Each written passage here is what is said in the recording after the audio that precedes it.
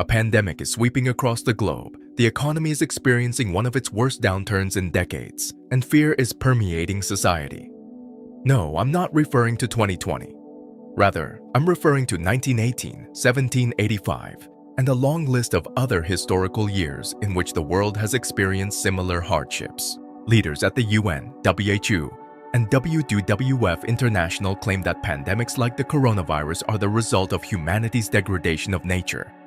But for decades, the world has been oblivious to this harsh fact. The destruction of forests and other wild areas, together with the illicit and unsustainable wildlife trade, continue to be the main causes of the rising number of diseases that spread from wildlife to people. Since March, high-ranking officials have issued a number of warnings.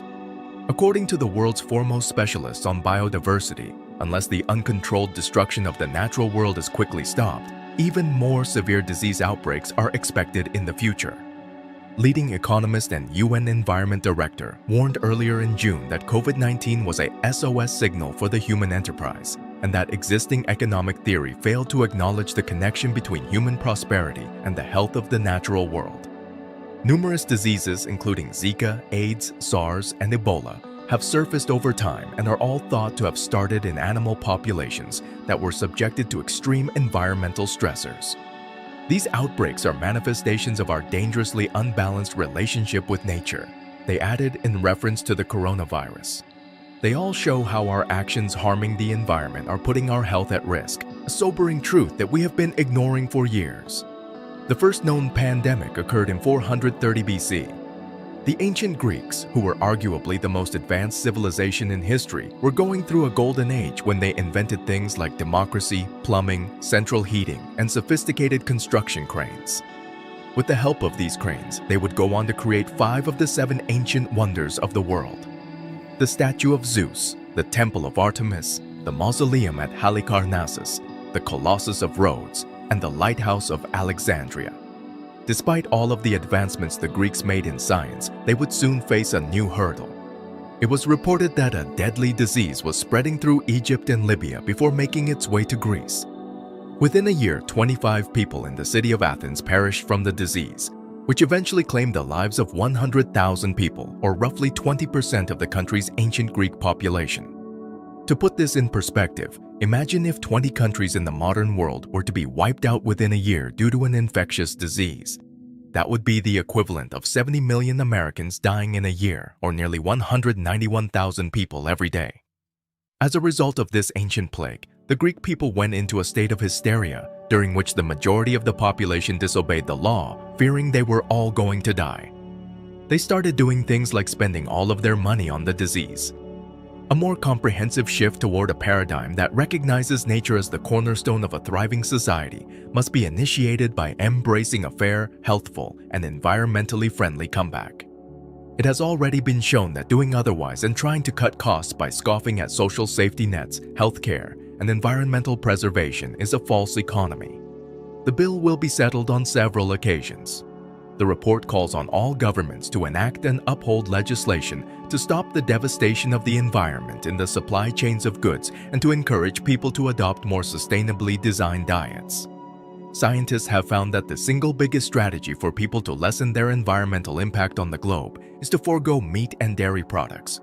Beef, palm oil, and soy are among the commodities that are regularly related to deforestation.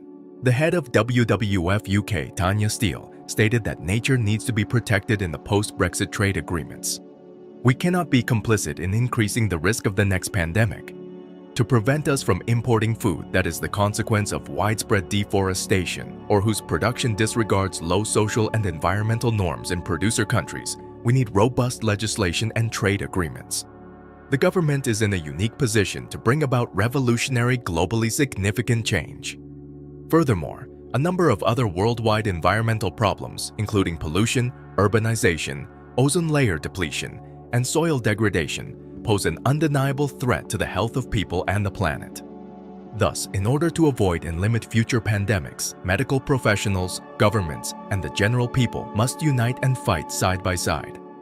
Unlike many previous crises, the pandemic was greeted with a massive, decisive economic policy reaction at its inception, and this approach was mostly successful in reducing the worst human costs in the immediate term.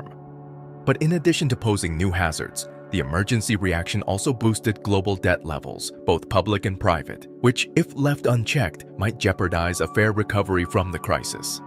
In emerging nations, where income losses from the epidemic exposed and exacerbated some inherent economic fragilities, the economic effects of the pandemic were particularly severe. It became evident as the pandemic developed in 2020 that a large number of people and businesses were unprepared to handle an income shock of that magnitude and duration. Research using pre-crisis data indicates, for instance, that in the case of an income loss, over 50% of households in advanced and emerging countries could not maintain subsistence spending for longer than 3 months. For the first time in a generation, there was an increase in global poverty, and disparities in income between and within nations sharply rose as a result of the disproportionate income losses suffered by disadvantaged groups. Based on survey data, workers with only an elementary education had increased temporary unemployment in 70% of all nations in 2020.4. Additionally, those who were younger, female, self-employed, or casual employees with less formal education had greater income losses. The world economy is still recovering gradually from the pandemic and Russia's invasion of Ukraine. China's economy is rapidly recovering after being reopened. The war's effects on the food and energy markets are waning, and supply chain disruptions are ending. The majority of central banks should have successfully tightened monetary policy at the same time, causing inflation to return to target. So consider these points. The Black Death, the Athens Plague, smallpox, the bubonic plague, COVID-19, and all of these pandemics have taught us new lessons about how to deal with pandemics in the future. So, I would like to know what you guys believe this entire attempt will teach us most. Please let me know in the comments section below. If you enjoyed our video, like, subscribe, and hit the notification bell. See you in the next video. Thank you for watching.